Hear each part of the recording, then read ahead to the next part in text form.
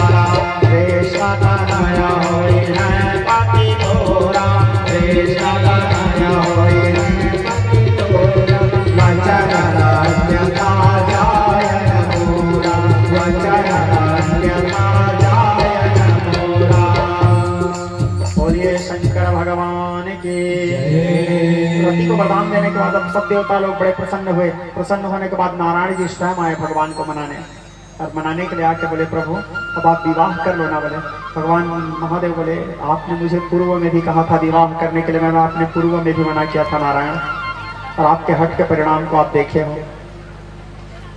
बोले अब ऐसा नहीं होगा महादेव, आप विवाह कीजिए। बोले ठीक है। बोले बोले क्यों नहीं लिखा होता?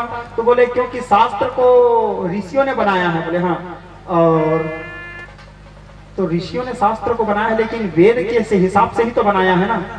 बोले हाँ सही है, वेद के हिसाब से बनाया है तो हमको तो वही करना चाहिए ना जो वेद में लिखा है।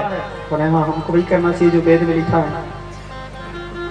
तो भूत प्रेत लोग बोले हमको नहीं तुमको वही करना चाहिए जो वेद में लिखा है, लेकिन जिनके लिए कर रहे हैं वो वेद को मैदा करते हैं तो वो वेद के हिसाब से नहीं चलेंगे।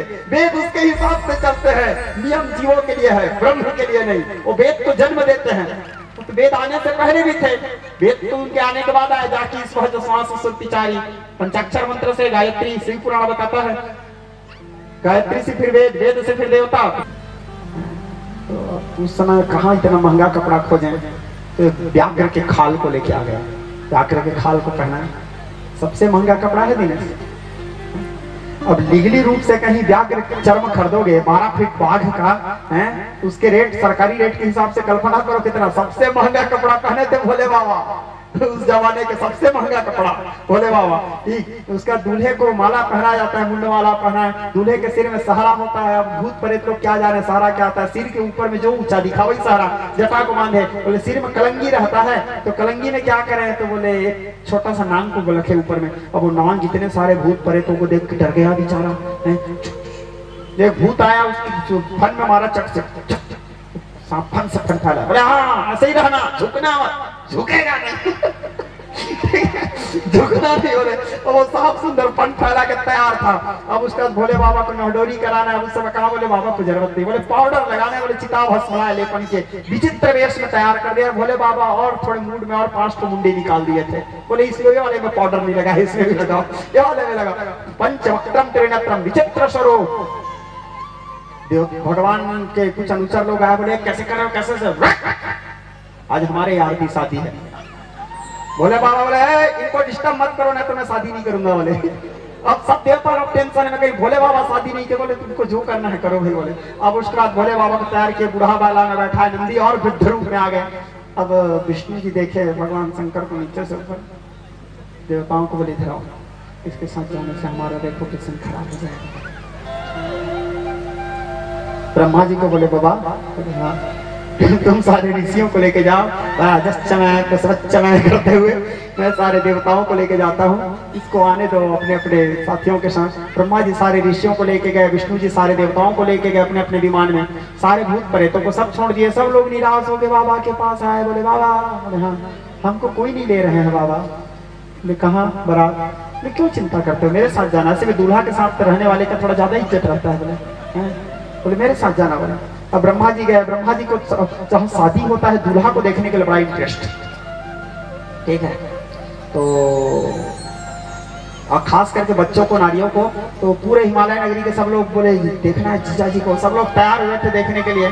सबसे पहले तो ब्रह्मा जी को देखे। ब्रह्मा जी बेचारा पहुंचते ही इत्तेफाक से क्या बोले, समझ गए बाबा समधी है, बोले ये दूल्हा नहीं हो सकता, बोले समधी लोग हैं बोले। अब उसके बाद फिर विष्णु भगवान के पार्षदों को देखे, इंद्र वरुण कुबेर को। सब लोगों को थोड़ा भ्रम हुआ, ये लोग तो नहीं है, बताए बोले हम लोग नहीं है भाई। पीछे गए, जैसे फिर देखे भोले बाबा की बारात तो व्याकुल हो गए। कुछ लोग तो भागे, बोले भागो रहे, बोले कैसा बारात था। तो स्वामी तुलसीदास जी लिखते हैं, तन छार ब्याल कपाल भूषण ना गाना जाते ना भयंकरा। चुप बस करो। उसके बाद भूत प्रेत लोग बीच में रुक गए। रुकने के बाद भोले बाबा बोले अरे क्या हुआ जी, क्यों रुक गए? भूत प्रेत लोग एकदम बड़े दुखी हो गए। बोले बाबा, बोले क्या हुआ? बोले नहीं जाएंगे बाबा बारात। बोले क्या हुआ, क्यों नहीं जाओगे? बोले ऐसे ही बाबा। बोले क्या हो गया जी, क्या तकलीफ है? बोले ऐसे ही बाबा। बोले क्यों? बोले बाबा शादी है आपका तो आज एक दिन तो बनता है। बोले क्या बनता है? बोले वही ठीक है। उसके बाद सुंदर रोट घोट करके विजया पत्र तैयार किए। विजया पत्र तैयार करने के बाद सारे भूत प्रेत पिशाच लोग उसका सेवन किए। एक तो ऐसे भूत और उसको पी लिए और भूत बन गए। आप लोग कभी विजया पत्र मत पीना, ठीक है, लेकिन विजया पत्र पीने के बाद कोई भी आदमी भूत बन जाता है, ठीक। और एक दो लोग ऑलरेडी भूत और उसमें और विजया पत्र सेवन कर लिए, महाभूत बन गए। अब चले वो लोग नाचते गाते एक ही भाव, गजब भोले भंडारे हैं, अजब भोले भंडारे हैं, गजब भोले हर हर महादेव, अजब भोले भंडारे हैं, गजब भोले भंडारे हैं, अजब भोले भंडारे हैं, गजब भोले।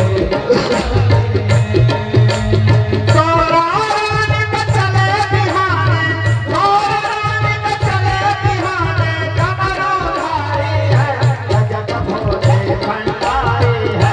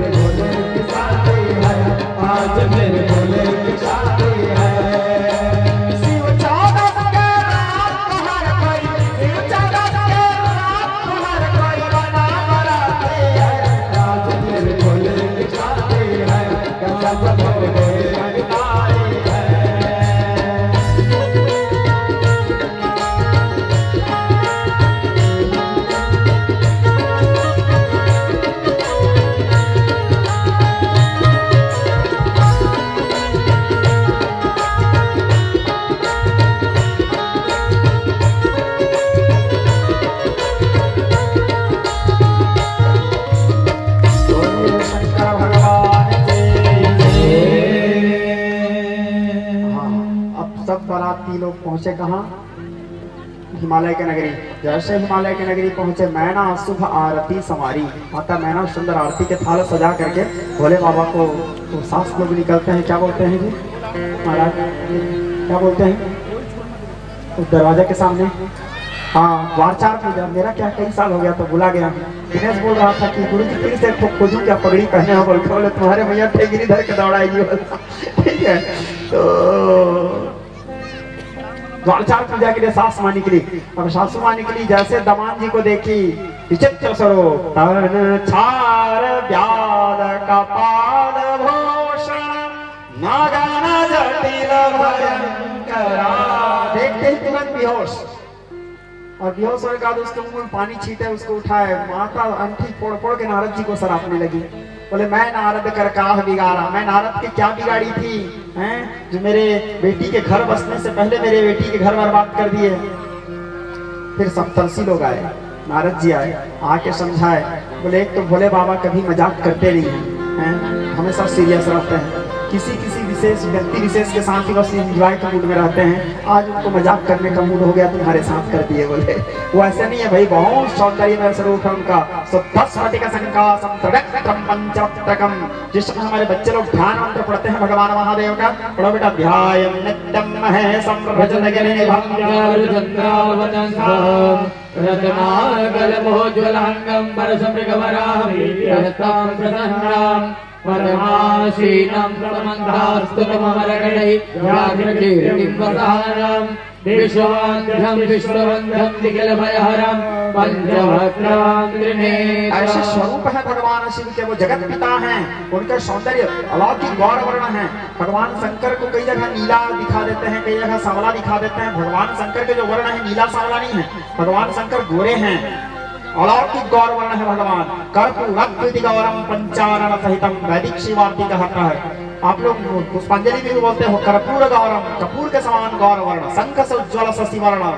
रामचरितमानस में तुलसीदास जी लिखते हैं, कुंद इंदु समदेह उमा रमण करुणायन, दूध पुष्प से भी ज्यादा श्वेत वर्ण। उत्तरकांड में लिखते हैं, शिवाष्टक में, रुद्राष्टक में, तुषाराद्रि संकाश गौरम गभीरम, गौर वर्ण है भगवान सर्वेश्वर शिव का। तो भगवान महादेव वो लीला कर रहे थे, तुम्हारी बेटी स्वयं जगत जननी है, आदि शक्ति है। ये दोनों सदा शंभु अर्धांग विलासनी, सदा सर्वदा उनके अर्धांगिनी है। वो तुम्हारा सौभाग्य है कि तुमको अपने माता पिता बनाने के सौभाग्य दिए भगवान। तब माता का सारा भ्रम दूर हुआ। दूर होने के बाद फिर नारायण जी आए, सारे शिवगणों को बोले तुम लोग भटो। कुछ विशेष शिव